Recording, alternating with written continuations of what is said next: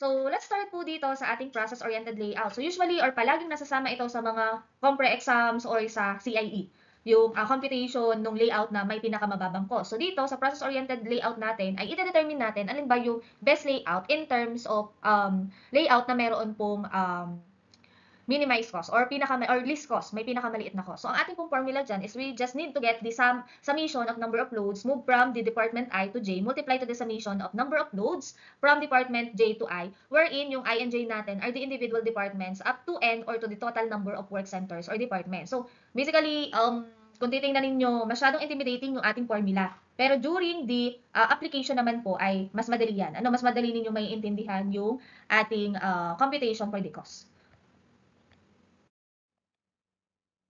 Okay, so for example, for Walters Company Management wants to arrange the 6 departments of its factory in a way that will minimize interdepartmental material handling costs. So they make an initial assumption that each department is 20 by 20 feet and that building is 60 feet long and 40 feet wide. So for our given, meron daw po tayong 6 departments. So ano ba yung ating objective dito? To minimize the material handling costs. So for example, may specific product si company. Ngayon, ang inline or yung related processes or departments for handling that product is 6. Ngayon, syempre, since may 6 na department or processes, ang mangyayari dyan ay may transportation cost or yung transferring ng cost, yun yung kinoconsider natin na material handling. Sa pauli-uli ng mga operator natin, syempre may equivalent cost yan, yung pagta-transfer nila ng mga product.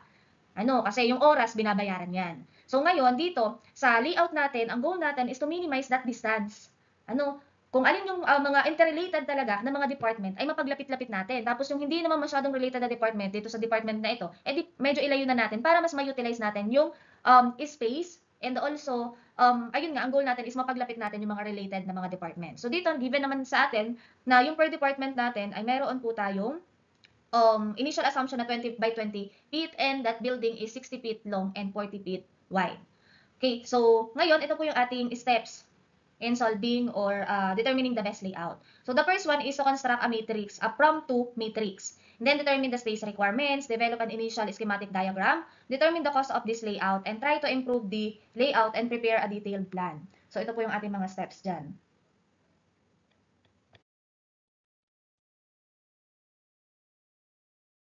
Okay, so ito po yung ating given na layout, or sorry, the number of loads per week. So, initially class, kapag gagawa tayo ng from to matrix, ito kasi yung ating step 1, the from to matrix.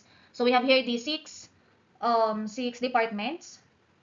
And then yan, titingnan lang natin kung gaano sila ka-related. So, ngayon, ma'am, ano po yung way natin to check yung kung gaano ka-related yung per department? So, dito ang gagamitin natin is the number of loads per week or yung number or total quantity po nung itinatransfer natin na loads per department. So, for example, department 1 or assembly to painting. Gaano ba karaming loads na tinatransfer natin or tinatransfer natin per week? So through that, matidetermine natin kung gaano ka-related or kung gaano kailangan palagi yung process, yung connection ng process between the assembly and painting. Okay? So, yan po yung ating given data for the number of loads per week. So, dito, class, ay ang ipo-focus lang natin ay kung alin yung mga departments na may mga value. So, as you can see, meron dyan na may mga zero. So, i-disregard na po natin yan. Kasi ang ibig sabihin lang yan, kapag zero na po yung relationship between the two departments, kapag nag-compute tayo ng cost dyan, ay zero na yan.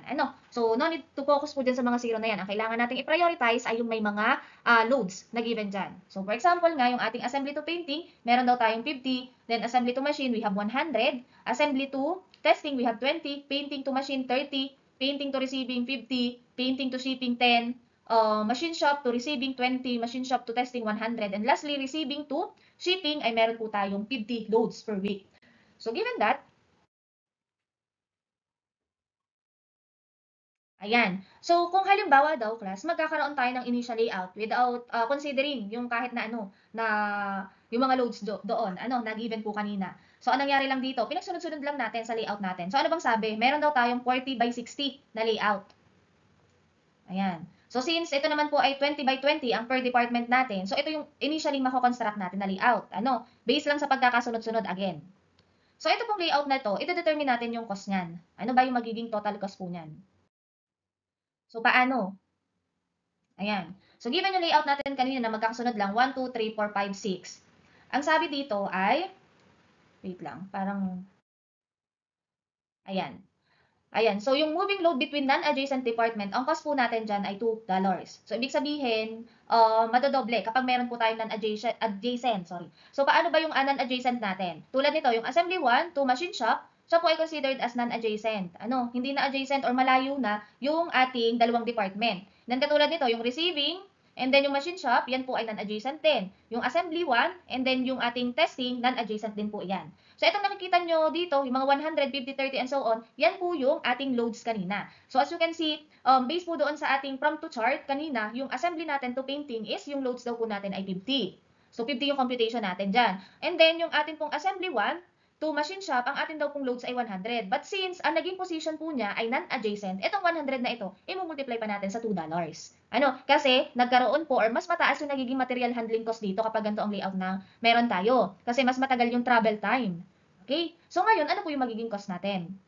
So, ang atin lang pong magiging multiplier dito ay yung atin pong number of loads per week, multiply lang natin sa cost. So, kapag adjacent, we have $1 and then kapag naman po non-adjacent ay $2. Okay? So, for the first one, yung atin pong department 1 to 2, ay meron lang tayong $50. So, no need to multiply sa 1. Ano? And then, yung 1 and 3 natin, we have 100 times 2, kasi siya ay non-adjacent. Yung ating department 1 and 6, siya po ay non-adjacent din. So, we have 20 times 2. And then, the next one is 2 and 3, meron tayong $30. And then, next, department 2 and 4. Yung 2 and 4 natin dito yung painting and then receiving. Siya naman po ay adjacent. So, we have 50. And then, 2 and 5, we have $10. Yung 3 and 4 naman natin siya ay non-adjacent. So, meron tayong times 2 doon, 20 times 2. And the next is 100.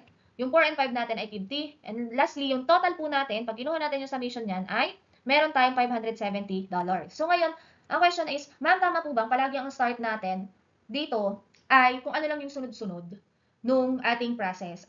So, I think hindi. Ganun lang po yung nakalagay sa reference book natin. Kumbaga, ang guide sa atin, nung reference book natin, ang sabi doon is, itry lang natin ng itry na gumawa tayo ng layout na mapapababa natin yung cost until makuha natin yung may pinakamababang cost. Pero 'di ba, yung trial and error ay time consuming. Dapat po tayo ay may basis. So ngayon, though wala po akong reference book na nagamit para dito sa susunod na ituturo ko sa inyong technique. Pero yun yung sa tingin ko ay mas madaling consideration para po mas madali ninyong makita yung answer. Again, ang reference dito is my own experience lang kung paano mag-solve and yung nakita ko yung mas madaling way. Pero sa book po, hindi nyo makikita ito. Pero during the examination, better to use yung approach po na ituturo ko sa inyo na susunod. Ano, para mas madali. And tips lang, kung mga comprehensive exam naman at CIE, usually given na yung layout. Halimbawa ito, yan, yung pagkakasunod-sunod niya na 1, 2, 3, 4, 5, 6. E di ngayon, ito-determine nyo lang yung cost. So since marunong na kayo mag-compute ng cost, kung halimbawa ito ang letter A, tapos letter B, iba ang layout, halimbawa naging 2, 1, 3 naman, or 6, 5, pipiliin nyo lang, no need na mag-solve pa kayo ng pakahaba-haba. Ano, pipiliin nyo lang ngayon yung may pinakamaliit na cost. Ano, through this computation. Direkta na agad kayo dito. Ano, may choices na kayo ano, papakahirapan nyo pa ba? Pero syempre, sa atin po, kailangan nyo munang i-determine, kasi tayo more on application, hindi pa naman ito compre, you need to determine yung best layout.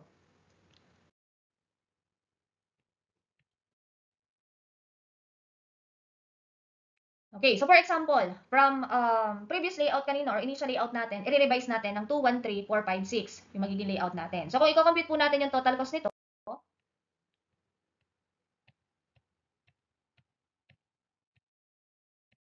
bumaba, comparing po doon sa ating initial layout na total cost. Pero ang question class ay, ito na ba yung best answer natin? Ano, as you can see, meron pa din tayo na dalawang non-adjacent dito. Ayan, yung 2 and 3 and 3 and 4. So ito na po ba yung ating best layout?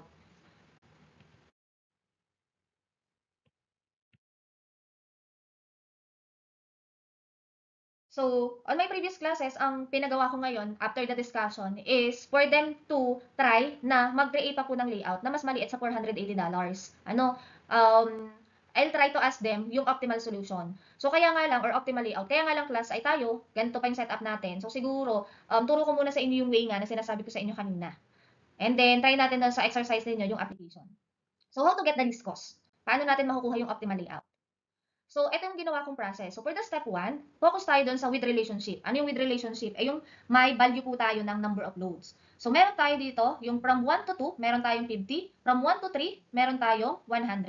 And then, from 1 to 6, meron tayong 20. And then from 2 to 3, meron tayong 30. And then from 2 to 4, meron tayong 50. Lahat ng may values po dito.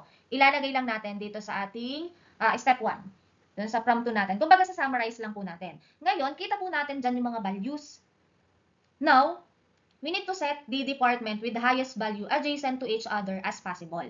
So with that, we need to determine yung priority natin na department. So paano tayo magde-determine ng priority natin na department na ilalagay sa ating layout? So we need to consider yung ating value na meron yung number of loads. So yung the higher yung value, dapat mas ma-priority natin siya na magkatabi.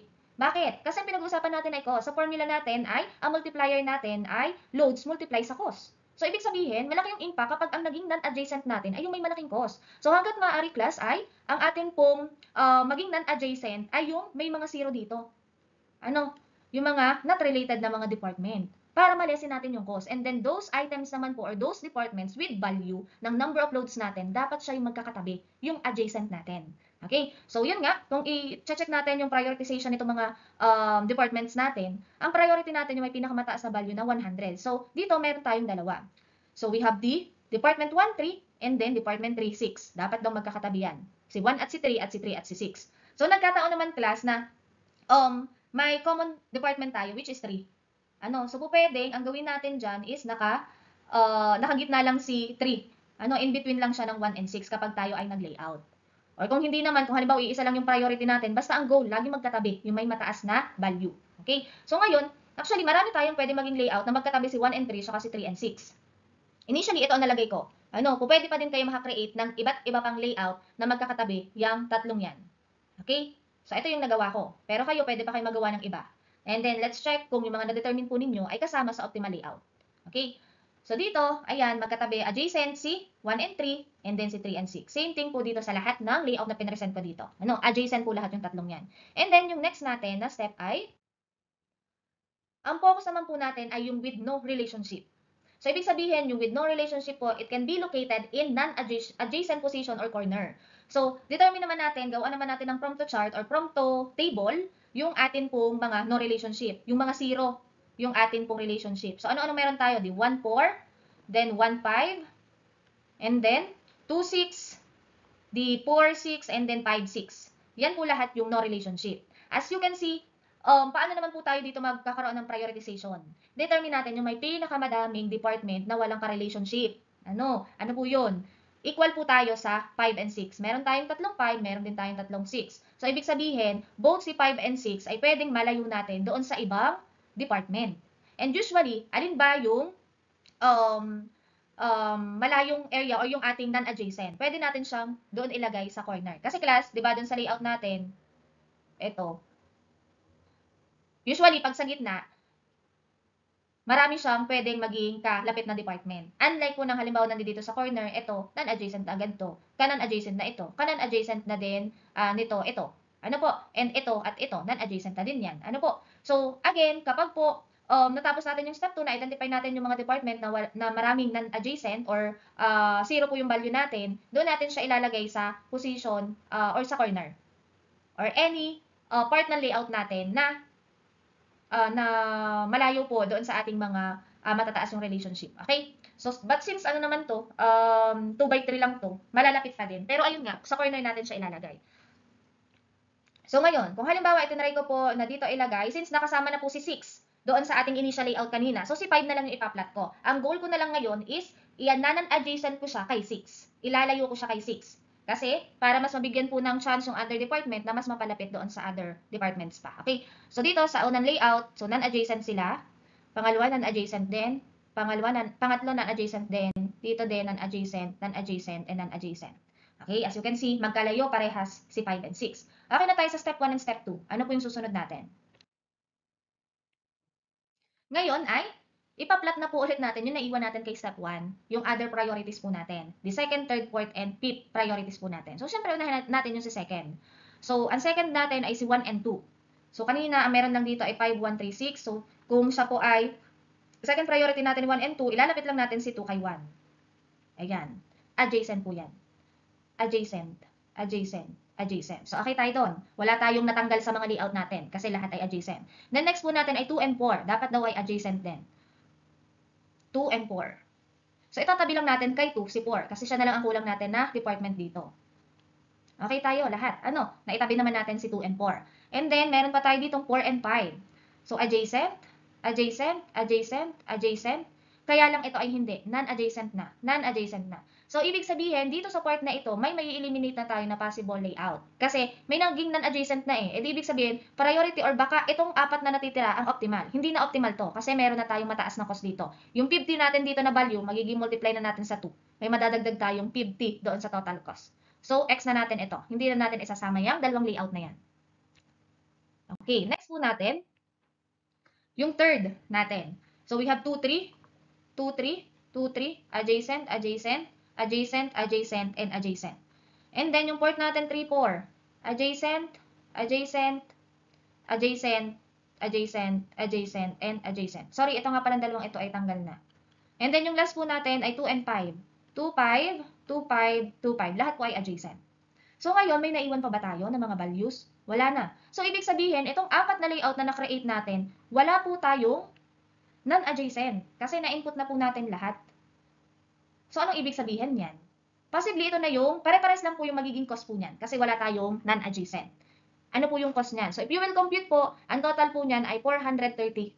Yun na po yung list cost natin, and ito po yung mga optimal layouts natin. But again, I cannot guarantee na ito lang. Po pwedeng, meron pa kayo ma-determine na other layouts. Basta, yung magiging list cost po natin ay 430. Kung 430 din yung na-determine ninyo, yun ay ano na, optimal na, okay din yung layout na na-create nyo. So, meaning lang class, we can determine yung optimal layout kapag yung atin pong layout ay without non-adjacent departments. Or if hindi naman po possible yung without non-adjacent department, ay at least yung non-adjacent dapat ay yung may least number of loads. So kung halimbawa hindi possible itong apat na ito, ayan, at least man lang sana yung may non-adjacent ay ito, yung 2 and 5. Kasi ito yung may pinakamaliit na value ng loads. Okay? So, ngayon baka maging tanong ninyo, ma'am, paano pa rin pipili? Ang dami palang optimal layout. Nakadepende po siya sa other affecting factors ni company, other considerations pa. Kasi ito ang focus lang ay loads. Malay nyo, may other pa na factors na pwedeng isama sa consideration. Pero at least, may magiging reference sila when it comes to loads. Doon sa material handling cost. Pero kung halimbawa sa mga examinations po natin at ang tinatanong lang naman ay optimal layout, edi maanin po dito sa apat na ito. Or any layout na meron po tayong $430 lang or yung minimum cost natin. Pwede nyo din ma-determine yun through yung given values po natin dito ng mga loads. Okay, hopefully po ay naintindihan.